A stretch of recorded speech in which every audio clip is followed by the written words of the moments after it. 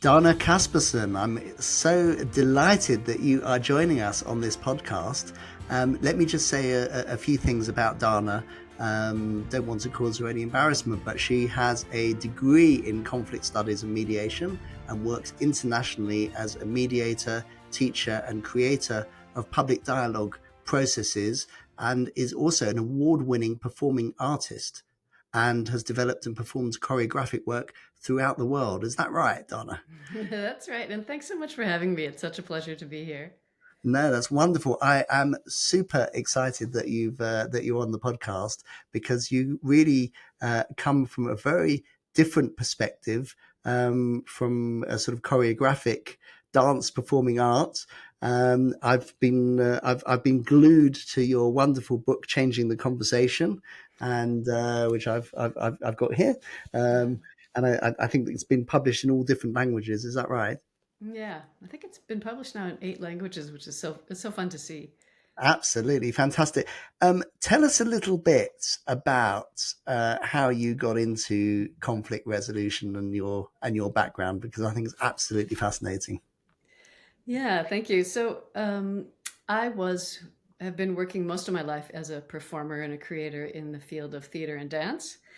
And at a certain point in my life, there was just so much conflict going on in so many areas, and it really wasn't going well.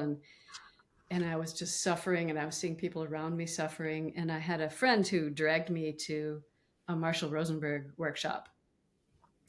And I was like, oh God, but I went.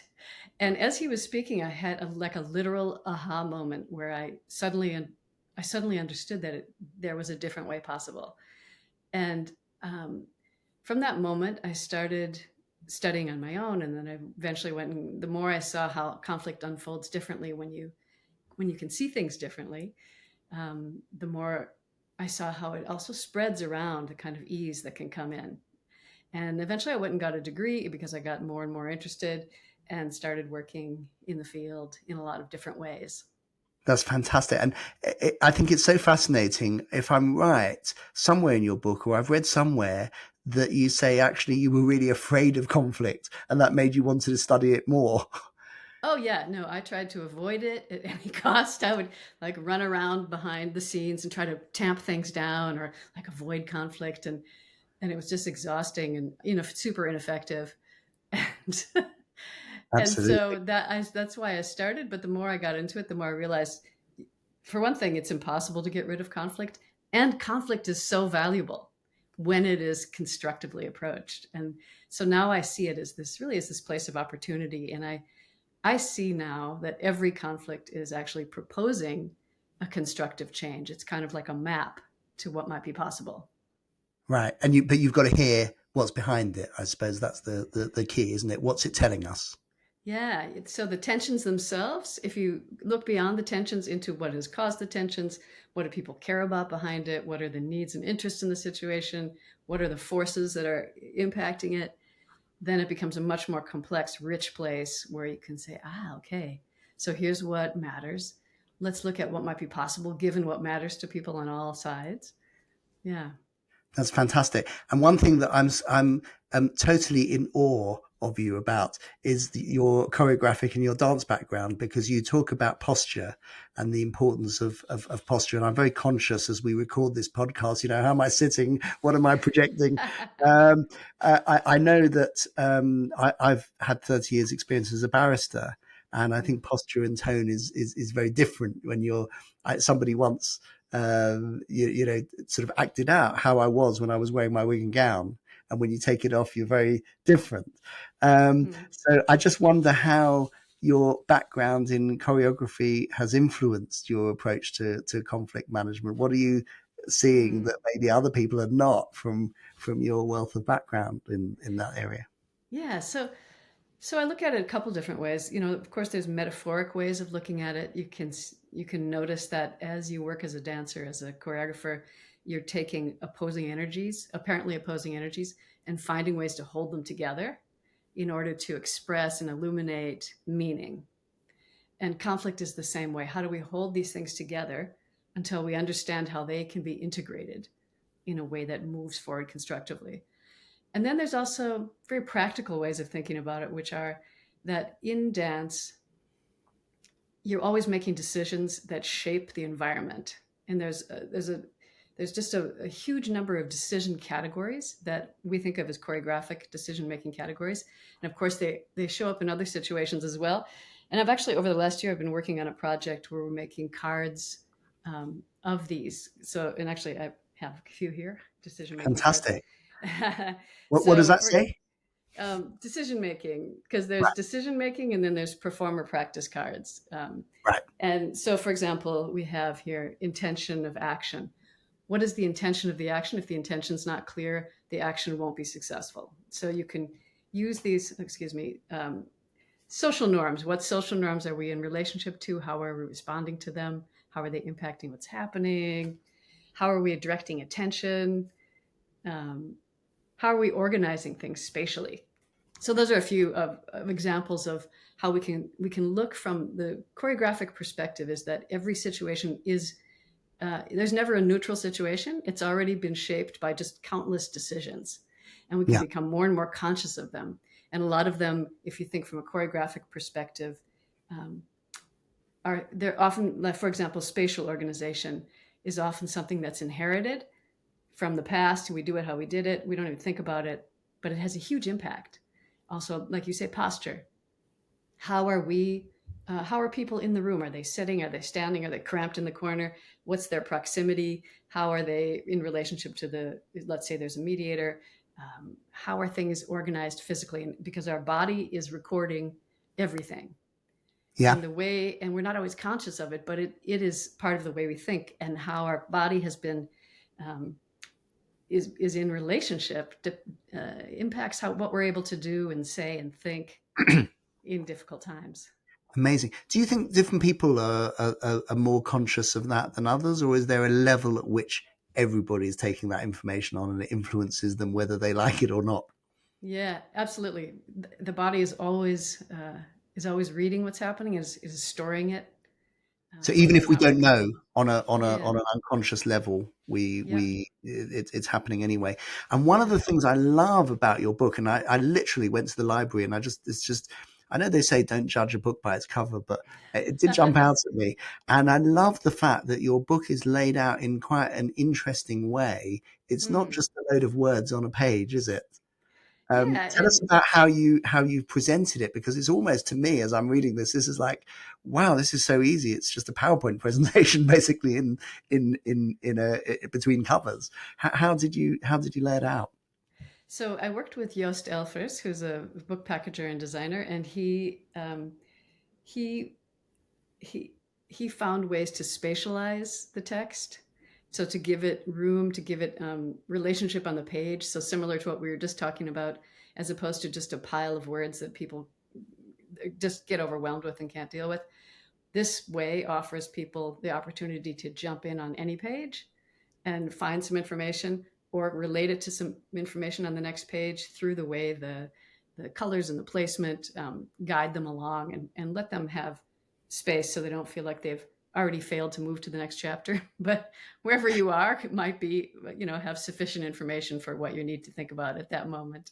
It's really good. And one of the things that I love that we incorporate in training at Global Mediation and at GTG, Global Training Group, is the concept of what does good look like and what does it look Mm-hmm. like when it goes wrong. And I Mm-hmm. love the fact that through your book, Changing the Conversation, you've got 17 principles of conflict resolution, and you've got, I think you call them anti-principles. Is that right? Yeah, yeah, absolutely. And actually, I've been on a card making project this year, so I just started producing these cards for that book. So there's the principle. For example, principle number one is don't hear attack, listen for what's behind the words. But sometimes the anti-principle is actually more informative, because the anti-principle is hear attack, ignore any additional information being offered. So And that if we totally resonates because we can all that just strikes a chord when you tell people what to do. Okay, so I'll bear that in mind. Right, yeah. When you highlight what people are actually doing, it's Yeah, and then because if you say, okay, Actually, that is what I am hearing attack, and I'm completely ignoring all the other information. Sometimes that's actually more helpful. So I often work that way also when I'm teaching, is we use counter examples as ways for the body, because the body notices it. The body feels attack. The body's in response. The body knows if it's being addressed on a level that has to do with what matters, as opposed to some kind of external force. Yeah. Yeah. And it's fascinating because I did so much study in law of all these models of negotiation and conflict resolution, and they're all based on principles, but they don't actually address the emotional side, which is Mm-hmm. so important. I would say probably, I mean, I don't know what percentage you'd put on it. I think about 80% of any discussion is emotional and how the people are feeling and what they're about. Yeah, and I was just talking about this yesterday with some people in a course that I'm teaching. It's so frequent these days that people receive some emotional intelligence training, but they are often just taught to express their emotions. Yeah. But emotions on their own, I think about emotions as flags, like needs are down at the bottom with a flagpole waving emotions. But if the emotions aren't allowed to do their work, which is to tell us what matters, then we're just stuck in a room of people with these dynamic energies that aren't necessarily pointing us toward what we need. And so I actually often start that way now with, okay, let's identify the emotions. What are the needs attached to those emotions? And oftentimes that is, at the beginning, a really arduous process for people to try to identify what needs are attached to their emotions, because they're so attached to the emotions. Yes. And once you get down to the level of needs, then the emotions have kind of done their work and they can ease up, and you can really focus on what matters. So are there activities or things you can do to break beyond the emotions? I suppose that's what your book really drives at, isn't it? How to have a good disagreement, how to understand challenging Yeah. conversations. And this is actually one thing from the dance world that's also impacted me a lot, is that the way dancers practice is not like we get it done and then it's done for all time. But instead, every day, dancers have a training, an hour and a half training in the morning, where you go in and you reconnect to ideas. So you're not trying to repeat things, you're trying to reconnect to the idea and see how it manifests in that moment. And so for me, to your question about how do we work with emotion, work with things, is I see it as a daily practice of just noticing what's happening and asking yourself questions like, okay, I am so furious right now. What is it? What do I actually need at this moment that emotion is telling me about? So just developing a practice of curiosity around whatever is happening with you and with people around you, um, so that it becomes something that you do steadily. And it's not something that you have to buy, like, oh, here's my book about conflict, I have to read it and then do the right thing. But instead, it's about noticing what you're already doing, because we're already practicing conflict. We're already doing it constantly, but we might not be conscious of what we're practicing. And it might not be what we actually want to be practicing. We might be practicing things that are from the past or that aren't working. And so to become really conscious of every day, to say, okay, oh God, and if it goes wrong, to say, okay, let me take a step back. What did I do there? What was the impact? What was I thinking? What was I needing? It's to start to have that be the kind of like fluid, I would say, analysis that we do every day on a gentle, compassionate level for ourselves and for others. Yeah, it require. I mean, it is. It's not as easy as it sounds, is it? Some of the. Yeah. I think the good thing about your guide and your book and your cards and your prompts is that you break it down to make it Hmm. easier. But it's not easy to ask yourself why and what's important to me. It can Yeah. be challenging. And I think that's because we haven't been taught that. And often our conflict cultures in our schools and our workplaces never practice that. And so it's just literally a matter of practice. And that's why I think it's helpful to go back to this idea of what dancers do. If we if you never practice it, then it's really hard to do it. But if every day you're like, ooh, okay, did I connect on the level of interest and needs, or was I really just stuck up there on that strategic level, battling back and forth without really understanding what matters to me and what matters to the other person? So I think the difficulty really shifts over time as you practice, and becomes natural and becomes like a relief, because then you're not struggling in the same way of confusion and pain. That's Yes, my experience. very interesting. I mean, it's as you're saying this, I'm reflecting that after 30 years in a legal career, which I've run alongside, mediation, Mm, why lawyers do things so differently. They mm, learn a skill and then sort of shout it out at everyone else, and then learn it a bit more. And it's not that iterative design. I mean, in some it is, to be mm, better and better and learn and develop and grow, but it's just not the same practice. I don't think mm, we get the same feedback and build on what we've got. And it's just not coming from that mindful self space. It's mm. coming from a need to perform and get results. And it's much more ego. And what I'm sensing is a lot of your work really requires a little bit of introspection and humility. Yeah, I think of the work in general in conflict as internal work. I would say 80% of the work to move toward constructive changes happens before you talk to anybody else. Or it's all often your assumptions about what's happening, where you place your attention, what the impact of that is, how you support yourself to consistently shift your attention toward, for example, what matters to you and others. To notice if you've gotten stuck up in kind of a defense attack mode, and to be willing to say, okay, I'm going to step out of that little cycle right there. I'm going to consciously try something else. I'm going to consciously shift my attention to needs and interests, for Sure. example. So we talked about the self and how we do that ourselves. Mm, If you are working in a corporate setting or mm. in a setting where people need to see some tangible results, how does this approach, deliver? What value is it for working with other people and getting more out of the person that you're in conflict with? How successful is that? Yeah. So oftentimes what I find is that when people start working maybe with a way of dealing with conflict, they think, oh my God, this would just take forever and it's impossible. And plus you'd have to get the other person to agree. Yes. And what I find is it doesn't matter what the other person agrees or not. Everybody in conflict is in conflict because they care about something and they all want to be heard. And if they haven't been heard, if they think they haven't been heard, they're going to repeat, and they're going to usually just repeat their strategies or their attack because they've like conflated it with what they care about. So it feels to them like they're expressing what they need, but they're often just expressing attack. Um, and so developing the capacity in yourself to listen past attack.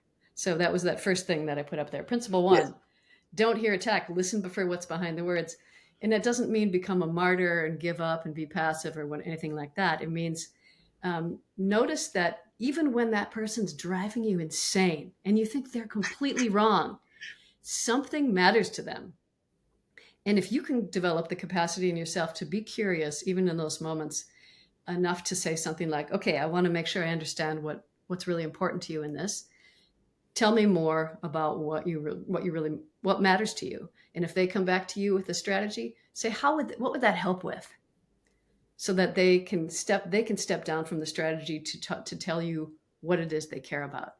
Because it often seems like it's going to take longer, but what really takes longer is if you never really know what's at the heart of the conflict. Yes. So actually, Mm, knowledge is power, and also unpacking. You can do the exercise on yourself, but really you can practice it on somebody you're negotiating or in conflict with as well. And it would be very powerful if you can separate one's own needs for a moment and try and develop that curiosity, which I think is a fascinating approach and obviously very effective. I remember reading, and there's a lot of work done about how one can only change what's in front of one's own desk, and mm, it does mhm. make an influence on other people and on the universe. And I remember reading once in education about a child who was supposed to, had ADHD, and the teachers couldn't control this child, and they put him on Ritalin. And after a few months, things got a lot better. The teacher wasn't getting so frustrated with the child, and then it was revealed that in fact the child had not been taking the Ritalin. The child had been going to get a cup of coffee for the teacher, and dropping a Ritalin pill in the teacher's coffee. And in fact, it was the teacher who had been on Ritalin. But it was interesting that the perspective was, I think this child is doing so much better now. In fact, the child was exactly the same. The thing that had Mm. changed was the approach. And I think it's a very tangible example of sometimes by changing oneself, you change the whole dynamic, and as you would say, the whole conversation changes. Yeah. I've been reading this fantastic book called Ideas, Arrangements, and Effects. It's from the Design Studio for Social Intervention. And they talk about how things are organized, how spaces are organized, relationships. And one thing that sticks in my mind from there is they say we need to think with the audacity of world builders. And I think Right. about that, like you say, we begin building the world with our own desk, with our own self, and to think about it, the audacity to say, yes, I am affecting not only my internal experience, I'm affecting the experience around me, and to take that seriously and recognize that it matters what we choose to do in difficult times. It matters how we talk to people, how we listen to people, because we're Wow. building the world. That's a wonderful positive thought Mm. to those who we often tell a story. Have you come across the story of the starfish on the beach?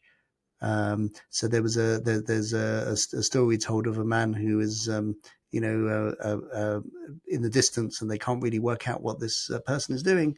And the two people are walking along, and they see the person bend down and stand up, and bend down and stand up. And as they get closer, they see that he's bending down and picking up a starfish and throwing it into the sea. And they get very close to him and say, "Look, there's millions of starfish have washed up on the beach. You can't possibly make a difference."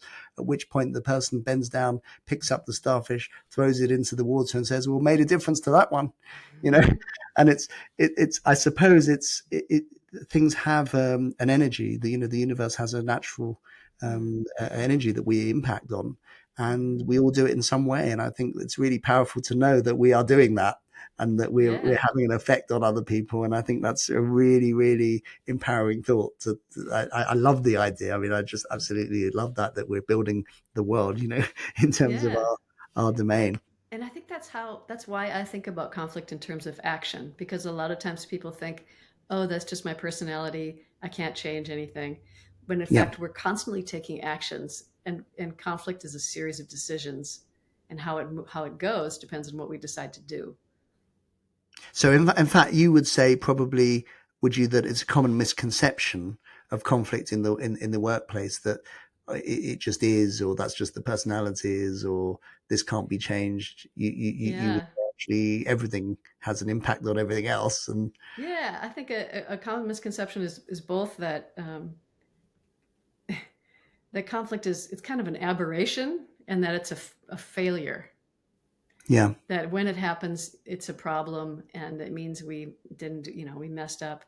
But what I see is that when the way that can be addressed is to shift the attention. So for leaders to shift the attention, for people who are working in the organization to shift the attention to say, okay, here's a conflict. The conflict is a signal that something can shift, that yeah. we can move toward constructive change, and we need the information here to be able to do that. Yeah, fascinating thoughts, and I think it's changing hearts and minds, really, isn't it, about what the nature of conflict is, and Mm. a fantastic advocate you've made, because you came from, really, as you say, an avoider of conflict, and you've come full circle to be somebody who's a world expert in teaching how to deal with that, and coaching how to deal with that.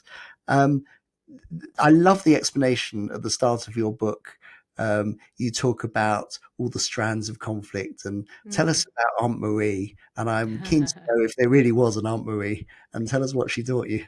Yes, that was my great aunt Marie. I went to live in Norway with my aunt Marie and Uncle Albert, Tor Albert, when I was 16.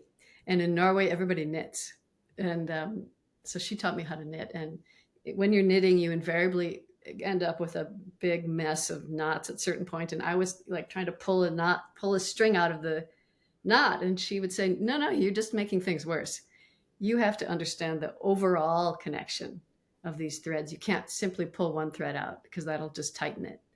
So you need to unravel the entire thing in order to undo the knot." Yeah.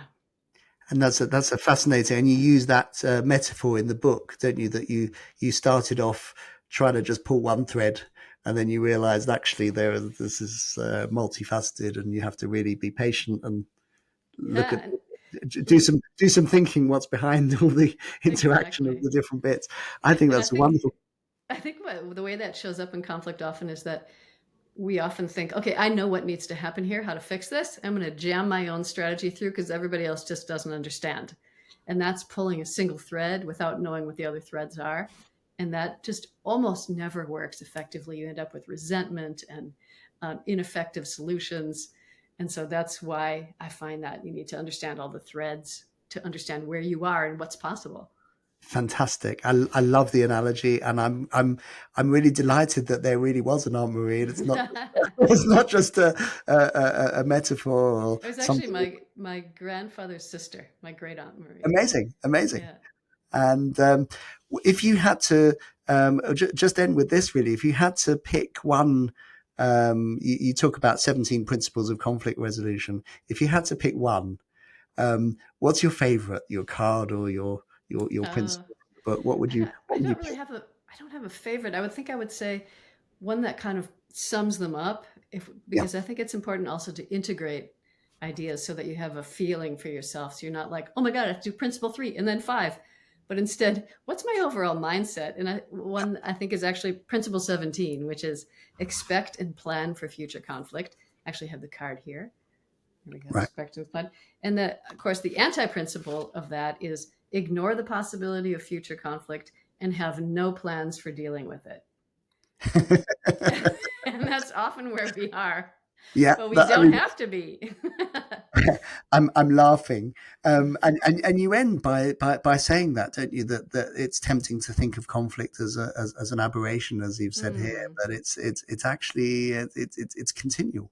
We're constantly overlapping, weaving, hmm. working together, and I suppose that's where the perspective as a dancer and choreographer come in. Is there anyone Yeah. else? Is this quite unusual? I've not come across anyone else who's taken the dancing choreography um, sort of lens and I applied it think to conflict resolution.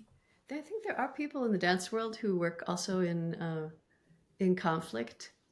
Um, and there's people certainly in theater working with forum theater. I think your sister you mentioned works Yes, with yeah. forum Emma theater. Emma Yeah, yeah, does a lot of training and for Global Training Group, and she yeah. uses the Forum Theatre. So yes, there's definitely an arts uh, overlap, but I think it's a fascinating perspective. I'm really looking forward to talking to you about getting hold of these cards, Oh which yeah. are which are in There's development. I've also created posters that have the 17 principles and anti-principles on them. Uh, Fantastic. So I we think so what we just to your question there about yeah. how it works, I think what I'm interested in is how not how we dance conflict, but how what has interested me is how the practices of dance promote or are transferable in the sense of understanding that we're always in motion, we're always making decisions, we're always in relationship, and that we always have possibility and responsibility to notice what it is that we're deciding to do to shape the world that we want to shape. That's fantastic. Really, I could talk to you forever, Donna, and Such a pleasure. really enjoyed reading your book. Thank you so much for agreeing to come on the podcast. Look forward Uh, to seeing and following with interest what you do next, both in the world of performing arts and in the world of conflict resolution. That you've had such a great impact on me, and I know all the people here. I've given them all a copy of your book, Changing the Conversation. I'm going to be in touch with you to order more. I think I'm excited to know it comes in different colors in different countries, and you've got cards that accompany it. So we'll look forward to sort of following and seeing that through. And anyone who writes a book, I've got so many books, I have to say, that I've started and I have a bookmark, a third of the way through. Anyone who writes a wonderful, inspiring book and says you can start it anywhere, you've won me over immediately. So that's fantastic. And cards even better. Wouldn't it be wonderful if every book or every piece of information came, so beautifully spaced and illustrated and accessible in that way? Every book was, take as much of it as you find useful. It's all good. Yeah. Well, I think So it's because it's exhausting. Conflict's exhausting, and so it's good to have things that can help you when you're weary and when you're curious. So actually, I have a second book coming out soon, which I'll tell let you us know about that. when it comes up. Um, so that one is based on 20 questions. So then I'm getting down to, okay, what are 20 decisions that we're always making in every conflict? So it's similarly, you can jump in anywhere to whatever draws you that day and look at, okay, what decisions have been made in this category? How are they impacting what's happening? And Amazing. there's also cards coming out with that. So hopefully that'll in the next couple months.